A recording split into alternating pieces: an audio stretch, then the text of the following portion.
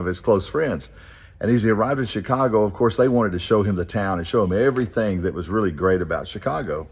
And so they took him around town. First, they took him to the Chicago stockyards. Well, this old crusty Texan, he looked at those stockyards. He said, well, man, that ain't nothing. We got Brandon corrals back in Texas bigger than that. Well, they weren't, put off by that or anything. He said, we knew everything was bigger in Texas anyway.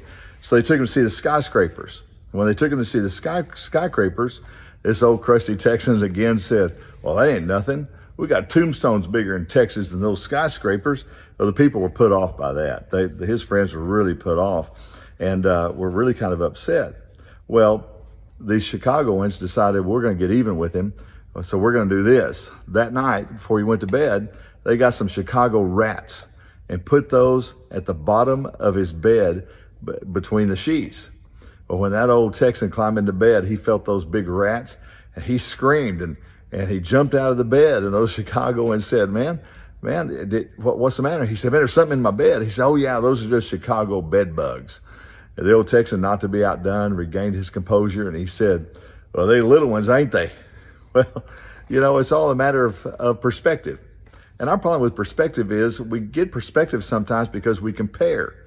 Comparison is never helpful. There are employees that believe they work at the largest company until they meet somebody else that works at a larger company. There are some people think they come from the largest family until they meet someone else who came from a family of more kids, so to speak, I guess. There are other people think, man, my church is the biggest and the best until they meet someone else that is attending a larger church. Perspective matters. Our country, we have this perspective that bigger is always better, that we need bigger homes, bigger salaries, bigger stuff, more fun, more free time. About the only thing we don't want to be bigger is our waistline. We want that to get smaller. That's about it. Well, there's a lot to be said about being content where we are and with what we have. We should be. We ought to be grateful with what we have. And the Bible has a lot to say about that. We got to quit playing this comparison game and striving to have more and striving to have bigger and better, because we understand that when we're happy with what we have, when we're grateful for what we have, it's a good way to live. What's the old song say? Count your blessings, name them one by one. Maybe that's a good way to start. Maybe that's how we ought to be thinking. I think it's a good step and a good way to live. We are blessed. We know that. We should be thankful for every blessing. And I agree with that. Blessings were never intended to be compared.